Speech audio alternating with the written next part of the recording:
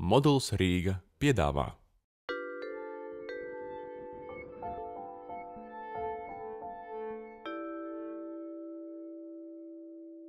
Tajā brīdī, kad es esmu kameras otrā pusē un fotografēju vai portretēju objektu vai subjektu, tas arī, protams, ir jautājums, kas tajā brīdī ir manā priekšā. Ja, tad es faktiski cenšos noķert un notvert to mirkli, kad šis cilvēks īsti neapzinās vairs vai ir uz brīdi aizmirsis to faktu, ka viņš tiek fotografēts.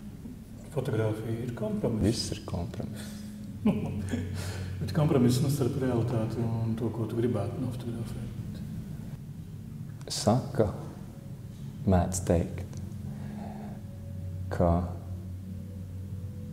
tas vai cits cilvēks, persona ir iemūžināta tanī vai citā fotogrāfijā. Man kaut kā ar to iemūžināšanu nesevišķi, man tas nešķiet precīzi, tāpēc, ka tur kaut kā ļoti stipri ož pēc mūža mājām un skuju takas. Jo faktiski ar to mirkli, kad mēs esam sagūstījuši laikā to cilvēku tur tanī brīdī, un viņš tur tagad eksistē mums un turpina eksistēt, viss jau turpinās. Tā jau nav postmortem fotogrāfija, ja, kur mēs tad varētu pateikt, ka viņi ir, es nezinu, tur nekas nemainīsies, arī mainīsies tīri fizioloģiski, ja, vai nezinu, fizikāli ķermenim sadaloties vai kaut kā tam līdzīgi, ja, bet principā nekas nemainīsies, ne mīmikā, ne skatienā, ne arī žestos. Fotogrāfs ir tas, kurš ir iestatījis kadru, kurš ir radījis apstākļus. Jā, šeit ir arī tāds drusciņu dualisms gan saistībā ar to meistarklasi vai grupu, jauniešu grupu, ar kuru es strādāju šī pašportretu sērijas ietvaros, kuriem es uzprasījos viņu dzīves telpā, ienest savu kameru, savu statīvu, savas gaismas. Es iestatīju kadru tā, lai būtu redzams kaut kas no viņu dzīves telpas un arī kaut kas ārā pa logu tanī brīdī, kad viņi fotografēja no viņu apkārtnes, no šīs te Pārdaugavas, no vidas, kas ir viņiem apkārt. Un atstāju viņus uz 20 minūtēm vai līdz pusstundai vienatnē ar šo te Ņūtona pogu, sauksim viņu tā. Ja. Un tanī laikā viņi varēja izpausties, kā viņi vēlējās, un tas rezultāts ir apskatāms izstādē. 11 jaunieši no Torņakalna līdz pat Dzeguškalna. Rezultāts ir viena bilde. Protams, ka katrs fotografēja tik, cik viņam fantāzija ļāva, iekšējā brīvība, ko viņš vēlējās atļauties kameras priekšā, un kā viņš sevi tā kā redzēja. Jo, ja mēs atgriežamies pie tava jautājuma par šo te dualismu, kā reizi, vai nu es sevi redzu, vai es neredzu tanī brīdī, kad es fotografēju, es gribētu drīzāk nevilkt šo te šķautni pa redzēšanu, neredzēšanu, bet gan atkal saistībā ar to iekšējo personu. Viena lieta, vai es gribu nofotografēt pašportretā sevi, atklāt sevi tādu, kāds es esmu šajā vidē, vai es gribu izspēlēt sevi tādu, kāds es patiesībā varbūt neesmu, bet kāds es gribētu izskatīties. Un to man ir ļoti grūti pateikt pēc tiem pašportretiem, kurš tad ir bijis tas variants. Vienīgais, ko es varu pateikt pilnīgi droši, ka bija jaunieši, kas iejutās ļoti daudzos tēlos. Ņemsim kaut vai piemērs, ja kurš kuram šķiet, ka vajag piemēru, tad Sindija Šermana, ja, kas izdzīvo sevi un nodarbojas radoši ar šo te pašportretu fotografēšanu, bet izdzīvo pilnīgi dažādas lomas un rada absolūti dažādus tēlus. Tad tiem jauniešiem vienīgais noteicošais bija vide. Tad viņu pašu vide, kurai vajadzēja palikt, sauksim viņu par neorganizētu vidi. Man nekādas ieteikums par to, cik daudz viņi iepriekšējā dienā šo vidi organizēja pirms manas atnākšanas nav. Līdz ar to, ja kurš arī vēlējās izskatīties savādāk nekā viņš izskatās ikdienā vai nekā viņš ir, tad viņam bija visas iespējas. Tad izstādē jūs varat apskatīt šos te jauniešus vienējādi vai otrējādi un iztēloties, vai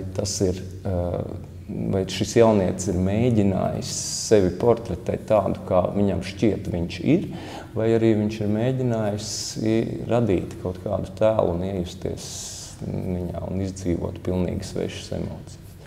Man liekas, grūti iedomāties ir situāciju vai cilvēku, kurš gribētu šādā brīdī atklāties tāds, kāds viņš ir patiesībā. Kāds varētu būt motīvs? Pat izģērbjoties, teiksim, es nezinu, kāds izģērbās tajās bildēs. Nē. Bet pat izģērbjoties, tu vienalga pieņem kaut kādu vēl lielāku, varbūt masku nekā īstenībā tu esi. Bet tas tik ļoti laikmetīgi. Izģērbties vai maska? Maska. Jā, bet ja runājam par to otru variantu, kā atklāt savu patieso seju, es nezinu iemeslu, kāpēc, lai to darītu kāds fotogrāfija. Varbūt tāpēc, ka mainstreams to nedara. Tev fotogrāfijā pamatā interesē cilvēki? Pamatā man interesē cilvēki. Man patiesībā ne īpaši interesē fotogrāfija, kurā nav jūtama cilvēka klātbūtne. Bet tas nenozīmē, ka tam cilvēkam jābūt fiziski redzamam tajā attēlā. Man ir jājūt viņa klātbūtne. Ja es jūtu viņa klātbūtni, kaut vai kūpošu kafijas krūzi, kas ir palikusi viņam aizejot, man ar to pietiek, tā bilde man ir interesanta, viņa ietilpst manā studijā. Nekas cits interesantāks šajā pasaulē par cilvēku.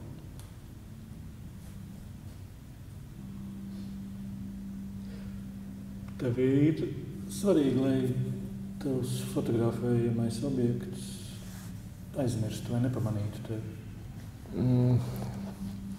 Reiz, kad es jau biju kādu laiciņu sadarbojies ar žurnālu Rīgas laiks, Ines Zander tolaik vērsa manu uzmanību uz faktu, ka manās fotogrāfijās, portretos, ko es publicēju vai nododu publikācijai Rīgas laikam, cilvēki nekad neskatās kamerā. Pēc tam es sāku piestrādāt, lai tomēr dažkārt viņi notvērtu to skatienu, bet man tas skatiens nav pats svarīgākais. Un varbūt, ka tas ir paradoxāli, jo it kā skatiens ir svarīgākais jebkurā portretā. Tā vismaz apgalvo fotogrāfijas teorētiķi. Ja? Tad pirmais, uz ko mēs skatāmies jebkurā portretā, ir cilvēku acis, portretējumā acis. Bet es savukārt tās portretējumā acis, es viņas vēlos aizgriezt kaut kur prom, lai viņas radītu zināmu kustību tajā kadrā, lai viņas virzītu manu kā lasītāju skatienu. Un lai es tajā bildē mēģinātu nolasīt kaut ko vairāk. Jā, lai es nezinu, kaut kādas personības šķautnes varbūt. Bet viņas manifestējas, manuprāt, tikai saistībā ar vidi, kurā šis cilvēks tiek fotografēts. Tanī brīdī, kad portretām pazūd šis te vides aspekts, viņš man zaudē, tāda fotogrāfija zaudē interesi manās acīs.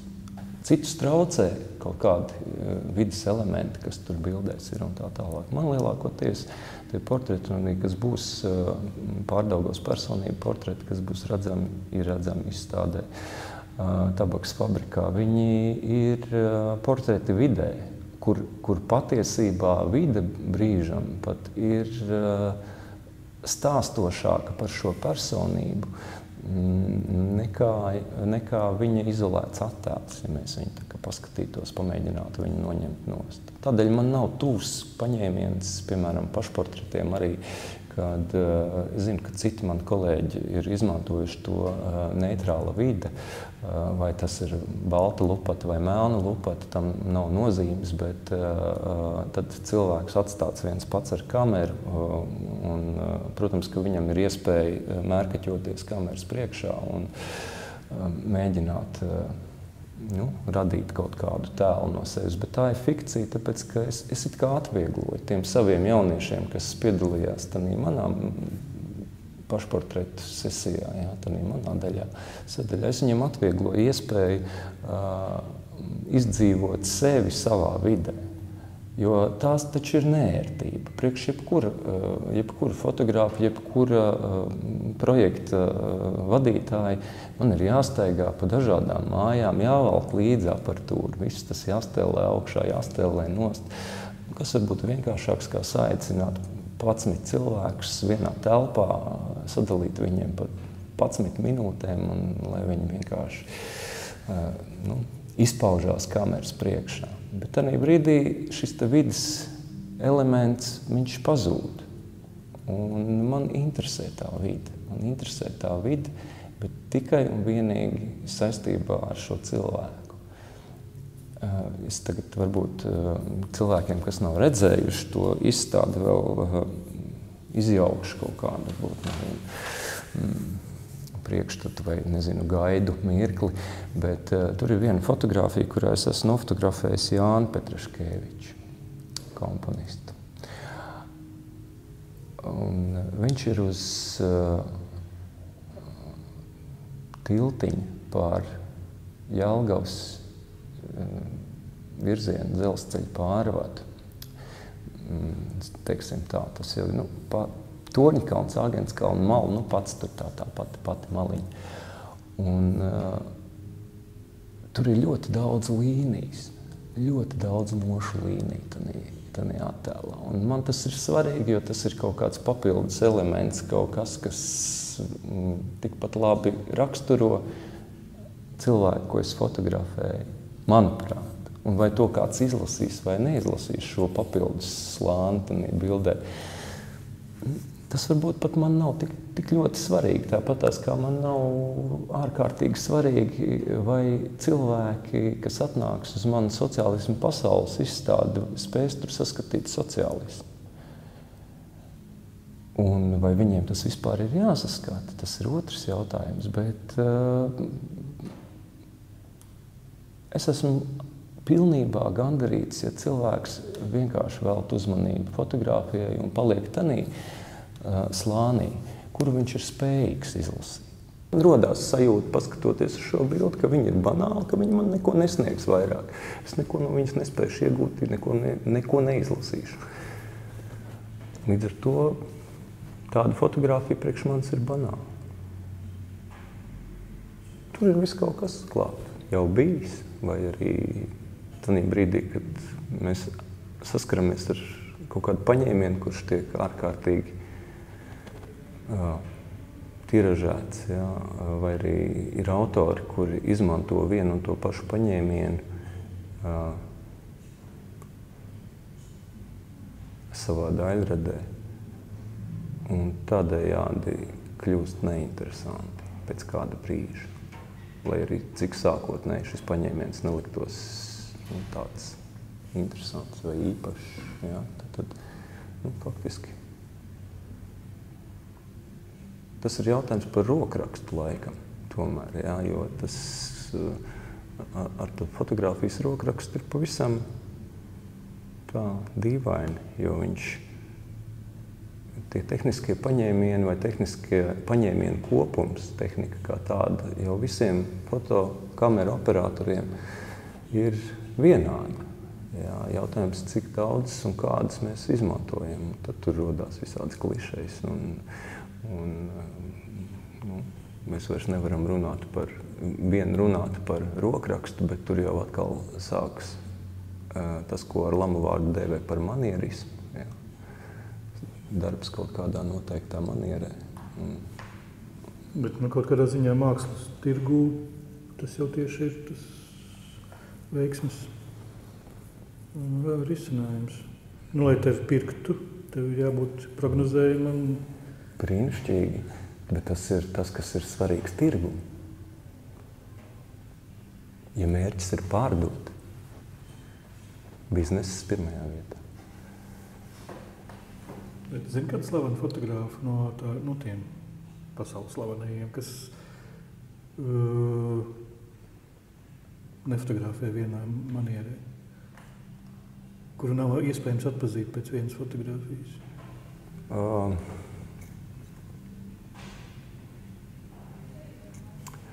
Ja tu nezini šo fotogrāfiju, tad es teiktu, ka ne šo, bet konkrēti to vienu fotogrāfiju, ja tu nezini, tad es teiktu, ka, manuprāt, Kudelka ir tas, kurš faktiski, viņš ir neprognozējams vīrs. Viņš strādā, katra jauna lieta ir pilnīgi savādāk, un viņam arī, cik es esmu lasījis, arī neinteresē. Teiksim, tādā brīdī, kad viņš ir kaut ko jau atstrādājis un viņš to prot, viņu tad tas vairs tā kā neinteresē, jo tas ir kaut kāds, nezinu, man kaut kur drusciņi palicis atmiņā no kādas intervijas viņu vai nezinu no kurienes. Tā kā es teiktu, ka Kudelka laikam jā. Tu prasīji kādu es nosaku. Te ir atkal tāda otra puse. Pat ja tā maniera ir klātesama, mēs katrs varam novilkt šo te svītru, vai mums šī konkrētā autora gadījumā manierisms ir pieņemama lieta, vai tas ir lamu vārds. Ja? Tad es domāju, ka tur ir kaut kāds, nesauksim viņu par universālu, bet ir kaut kāds ļoti subjektīvs bilžu daudzums vai šī autora, konkrēta autora darbu apjoms, kur mēs esam kā skatītāji redzējuši un lasījuši, iestājas piesātinājums, es pieļauju, kaut kādā brīdī ar kādu konkrētu manieru vai paņēmienu. Un tad mēs to, tā kā, atkal. Jā. Diemžēl ļoti daudziem autoriem tā ir, jo faktiski vissliktākā situācija, kurā jebkurš fotogrāfs, priekš manis visādā ziņā, es nezinu, es, protams, neesmu universāls, priekš manis sliktākā situācija ir, kad izstāde tiek atklāta, un es zinu, ka tai tēmai turpinājums es vairs netaisīšu neko. Kad tas ir viss, tad šī izstāde ir pabeigts darbs. Tad ir tāda bēru sajūta, ja? Tas darbiņš viņš tiek aprakts, un tā sajūta ir arī nedaudz pastiprinās tādā brīdī, kad tu sāc sev uzdot jautājumu, ja jau tu esi ieplānojis arī turpmāk nodarboties ar šo radošo rūpalu, ar ko tu nodarbojies. Kas tad tālāk? Ko tālāk? Jā, tāpēc pēc vienas šādas izstādes es pieņēmu lēmumu, ka ir jāstrādā pie vairākiem darbiem ar dažādiem termiņiem paralēli. Un tad arī, ja iestājas šis te, tad nav tā izravētības sajūta, ka tu esi izravēts, jā, tā kā tu nomirsti to tuviniekam. Jā, Tad šo izstādi šī tēma vai maniera ir pabeigta? Nav pabeigta. Turpinās fotografēt? Maniera turpinās. Jā, maniera turpinās. Piesātinājums nav iestājies. Piesātinājums nav iestājies, jo nav Ziemeļkorejas. Jā, nav Ziemeļkorejas, un es pieļauju, kamēr nebūs Ziemeļkorejas, tikmēr viņa arī nebūs pabeigta. Rīgu tu nevēlies fotografēt šī sērijā?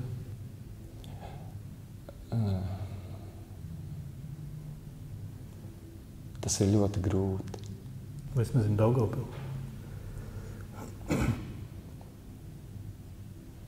Tas ir ļoti grūti. Grūti man. Varbūt, ka iekšēji man negribās saskatīt to pašu, ko es saskatu kaut kur citur, mēģināt saskatīt šeit. Es pieļauju, ka to var diezgan viegli izdarīt, nemaz nav jāgaida 9. maijs un Pārdaugava. Jā, bet pagaidām es neredzu vajadzību. Varbūt. Kā ar Pirts sēriju tā arī turpinās vēl vai? Pirts sērijai ir paradoxālā kārtā notikušas, kā lai saka, viņi ir reanimējusies ik pa brīdim, kaut kādā brīdī nonākot pirtī.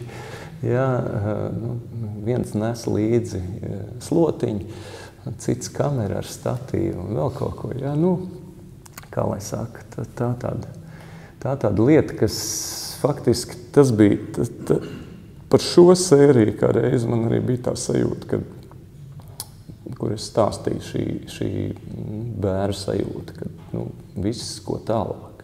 Tā kā, jā. Un tad es viņu kaut kā esmu atdzīvinājis. Laiku pa laikam kaut kas tur nāk tā kā klāt, bet nenāk vairs tanī tehnikā, kas bija tā sākotnēji. Jā, tagad tur ir vienkārši. Es turpinu šādu un tādu uzbildēju. Bet tevi laiž joprojām pirtīs? Ne tanī. Nē, tanī es domāju, ka man nebūtu nekādas problēmas atgriezties, bet es vienkārši tā kā pieturos pie tā, ka divreiz vienā upē neiekāps. Kaut kā es tomēr tur domāju, ka nav jāiet un jāmēģina turpināt tur, kur tu esi jau kaut ko pabeidzis. Tas jādara kaut kur tālāk. Vēl viens tehnisks paņēmiens, protams, ir pēcapstrāde. Un ar pēcapstrādi ārkārtīgi grēko ļoti, ļoti daudzi fotogrāfi. Un tā ir tāda, mūsu laiku slimība. Tu domā, tas ir grēks? Es vienkārši lietoju šo vārdu. Jā, principā tas varētu būt arī grēks arī tanī nozīmē. Tu domā, ka ideāla fotogrāfija ir tā, kas nav pēcapstrādāta nekādi? Vai tas vispār iespējams? Tā ir manipulācija. Tā ir manipulācija jebkurā gadījumā. Jebkura apstrāde ir manipulācija. Jautājums ir, kur mēs kā autori noliekam to robežu, novelkam robežu, vai tanī brīdī, kad es padaru nedaudz platāks modeļa acis, novācu dzimumzīmes, varbūt kādu sīku rētiņu, un veicu dažādas citas plastiskās ķirurģijas operācijas ar datoru manipulāciju palīdzību. Jautājums, vai tas ir akceptējami? Priekš manis tas nav akceptējami, tāpēc ka man ir svarīga dokumentalitāte, un es tomēr vairāk vai mazāk pieturos pie atziņas, ka tas objekts kameras priekšā ir interesants nevis tādēļ, ka viņš ir skaists vai atbilst kaut kādiem tur skaistuma ideāliem, kuriem mēs viņam varam pietuvināt, protams, arī ar gaismu, jā, bet arī ar šīm te manipulācijām pēc tam, vai arī pirms tam ar stilistu un ar make-up, es domāju, šī gadījumā vairāk. Jā. Un novācot visas šīs te rētas un visu pārējo, mēs jau viņu apzogam. Mēs apzogam šo personību, mēs ignorējam viņas dzīves pieredzi, viņas rētas un to, kas viņu padara unikālu. Kaut kāda pumpa, kas uzmetusies vakar. Tas ir tas jautājums. Ja tā ir tāda laicīga iezīme, sauksim viņu par to, jā, un viņi ir varbūt raksturīgi tikai šai dienai, bet tas ir, jautājums ir tāds, vai tas, ka šī pumpa ir, tieši tajā dienā. Nu, pieņemsim kāda persona, kas tiek inaugurēta, un viņai uz deguna tieši tajā dienā ir tā. Un tā ir lieta, kas padara šo dienu par īpašu, ka tā persona nav fotografēta dienu iepriekš vai dienu vēlāk, bet viņai ir fotografēta tieši tajā dienā, jo tikai tad viņai bija tā pumpa uz deguna. Tad viņu nedrīkst nekādā gadījumā novākt, jo viņa ir šīs te personības sastāvdaļa.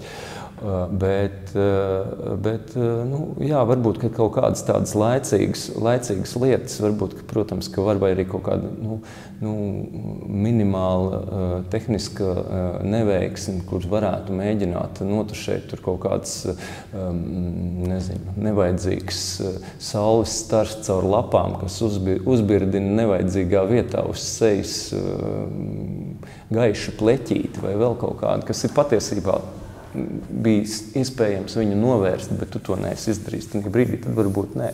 Bet mūsdienās jau preses izdevumi ir tie, kas to visu ir šo, teiksim tā, vizuālas mānīšanās kultūru veicinājuši.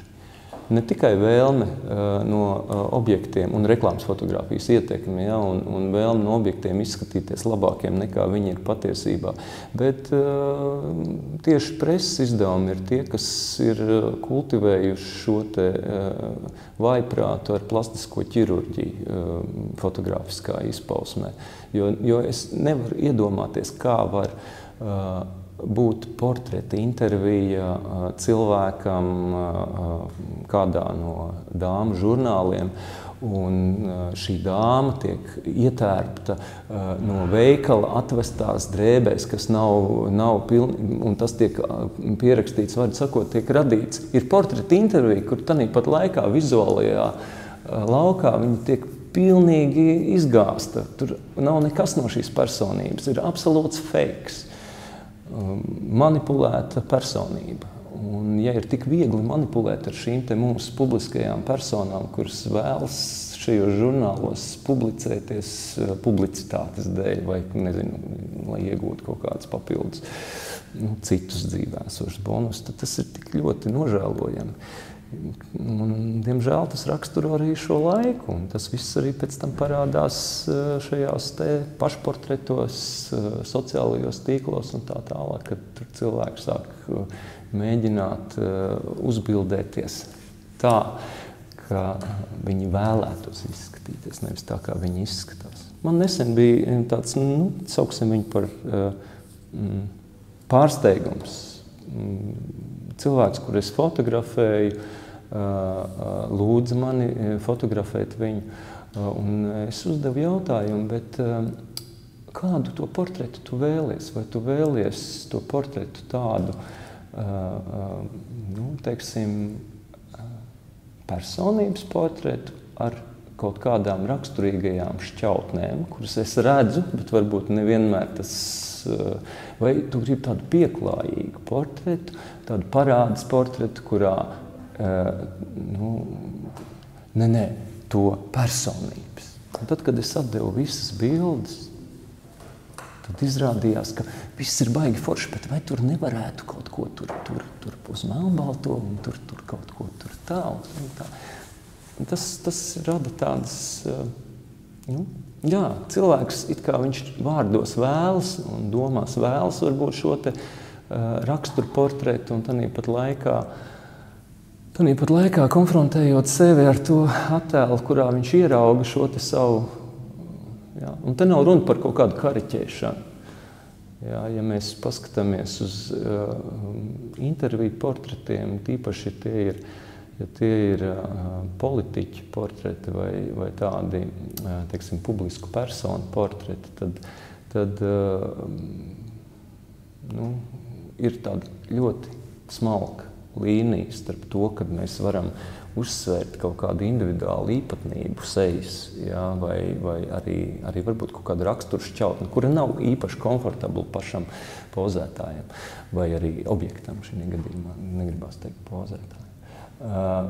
Tad, kad mēs jau to kariķējam, kad mēs kaut kādu lietu, ja cilvēkam ir garš deguns, tad mēs viņu vēl tā kā optiski pastiprinam, jā, vai tur ieliekam platleņķu stūrī un uztaisam citu planētiet ar to melonu ģīnu vai aptuveni kaut kādas tam līdzīgas lietas. Jā.